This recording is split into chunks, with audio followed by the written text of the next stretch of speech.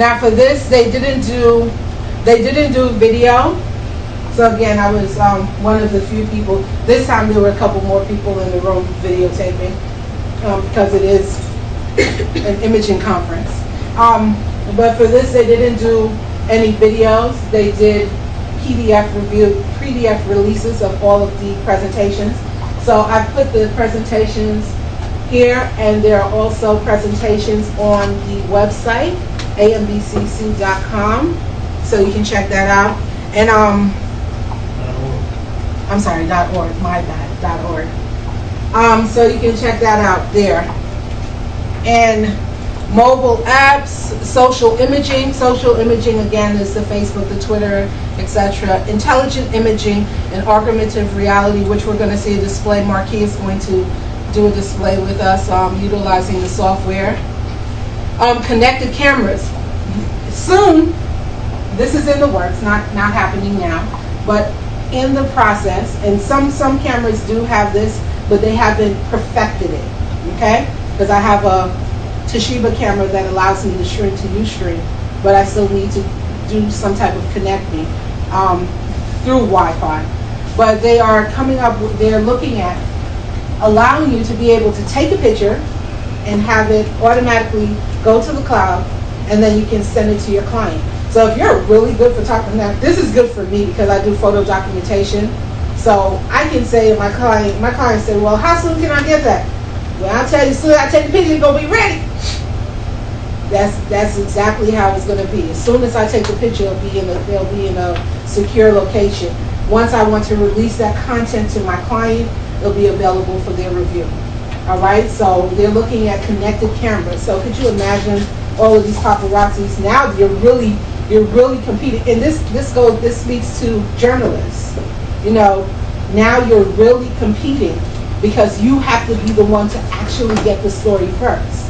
Like my return is 8 to 12 hours. I tell my client 12 to 24. Right? Now I'm going to have to compete with somebody that could get it out within, an hour after the event has happened.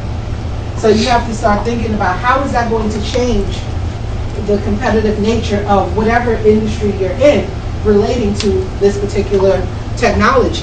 Second Screen Summit. The Second Screen Summit, how many of you know what Second Screen is? Okay. How many of you have a tablet or a mobile phone? Can you raise it up for me, please? Okay. How many of you are sitting in front of a computer? All right. The computer or your television would be your first screen. Your second screen would be your mobile device or your tablet. So, how do you make money on the second screen? How do you take your experience from your first screen to your second screen with ease? So, creating websites for the second screen or creating an experience that translates from one screen to another, which you and I were talking about earlier, about the experience, the whole new Microsoft experience. Being I'm sorry, Google. Yeah, so the whole process of taking that same experience from one place to another and being able to engage, interact, and create some type of call to action. Because at the end of the day, we want money. I don't care how many eyeballs look at my site. If I don't get a call to say, Africa, I need you to come do this, it was all for nothing. I need money. I'm sorry. Everybody needs money, right? So you have to figure out what it is that you're doing on your first screen and how and what do you want to translate on your second screen. So this then creates this other problem. For those of you that have a more in-depth product, right? Have a more in-depth product, you might want to create a second screen experience separate and apart from your first screen experience. So building out an additional website on a mobile device or a tablet might be an option. But for the most part, smaller businesses, what are you going to offer separate and apart from what you offer already online? That's what you need to identify. If you don't have anything to offer separate and apart from what's already available online, then the investment of a mobile app or a second screen developed website may not be what you're looking for. You may want to opt out and get a responsive. You may want to opt out and get a responsive site so that it translates the same thing across the board. Or you may want to add additional features to your second screen experience, like creating some type of gamified thing. So if somebody uses you on the second screen, there's some type of reward given for that second screen experience. They get some type of discount or coupon or whatever. Again, it goes back to identifying what your assets are in your company and what you feel comfortable in allowing other people to be a part of, right? Like I don't feel comfortable giving away a two-day video shoot. I don't feel comfortable doing that, but I don't have a problem doing a free infomercial. So you have to identify what your assets are in your company and then use those things to reward people. So making money on the second screen, and there's so many different things that go on the second screen that we haven't even started to think about. And again, the hardest thing, because the second screen has limited space, that means that the ability to advertisement may destroy the experience on the second screen. Now, a lot of people, I have an app, my phone, and one of the things that I hate is when I pull up an app and this ugly thing is at the bottom of it. I hate that. I almost never touch it. The only time I touch it is when by accident my big finger is too big to hit the right button and I accidentally hit this stupid ad. I hate that. And if I hate it and I'm a consumer, can you imagine what my consumers think? So one of the things that I spoke with someone about was the concept of, let's stop looking at the packaging and start looking at the product, the content inside the product, right? There are ways for you to make money off of your content, but you have to think, again, creatively, how can I make money off of my content? What we're going to show you here is the guide to the houses. So I can just go in and select any one of these, and we're mucking with the screen resolution, but you can see that I can click on any of these characters, and it'll automatically just troll through and show me. I can learn quite a bit more about them. You can close this activity super easily, and I'm going to go into the interactive map. We've had so many people talk to us about, so on HBO.com, we actually have what's called a viewer's guide, but you don't have to be you can be just watching regular linear HBO and then pull up the viewer's guide. And having that sort of touch point to be able to, which has a lot of the similar content, that touch point to be able to look who's who, what house are they, what sigil is it, what all this kind of stuff is really very helpful. And you can see as Allison's talking, you can see we're scrolling through the various areas, and as we do, the maps automatically tune to where you are in the program. So again, your device is just following along with you effortlessly, and at any point, you as a user could take over and say, hey, wait a minute, where was that again? And so here I am on the slate. I've taken control over this just by touching it. And like Allison was saying, program so many hours a day on a linear TV network. And what broadband is able to do is, we can take games 1 through 16 for college football, put them on ESPN, ESPN2, ESPNU, and now we take games 16 to 50 and put them on ESPN3, and it's incremental content within what you would see on your television. So we look at second screen, we look at things as, do you want to go deeper into what you're watching on television right now? Do you want to do something else? If you want to do something else, what is that? It can be checking scores, checking fantasy. It also can mean watching another game. And so ESPN3 has allowed us to do that, providing other games to people, to fans, while they're watching something on the primary screen. You watch 4 games on ESPN3. So that's how we look at it. And we look at second screen. It's been a thing where, I think now we have a fancier name for it now, second screen companion. But if you kind of look over time, sports lends itself, live sports lends itself to this type of activity. CE Week, awesome. You get to test out all these toys, and we're going to test out a couple toys here. And there's a couple things that I'm going to share with you guys at the end of this. And CE Week, we got to test out a lot of awesome toys and technology. And we'll go to that.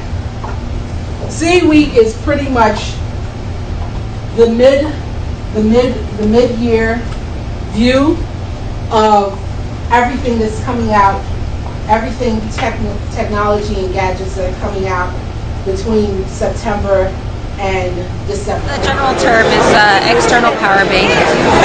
Yeah. But you guys call it the charging bolt, and you charge it up at home, and then when you're out in the street like I am and your phone dies, you can just plug it into your charging bolt and you have all of the energy you need to continue your day. And these are breathers, you say? Yes, this is a breather port. What that does is that allows air movement behind the speaker so you get a full range of motion. So all of your packaging is bamboo, environmentally friendly. So this? What is this? Bamboo. This is bamboo? This device controls your home in true time. This here shows you the location, and then you can go to the location and you can say that you want security, you want your cable TV, your satellite, your environment, whatever it is that you want to go on.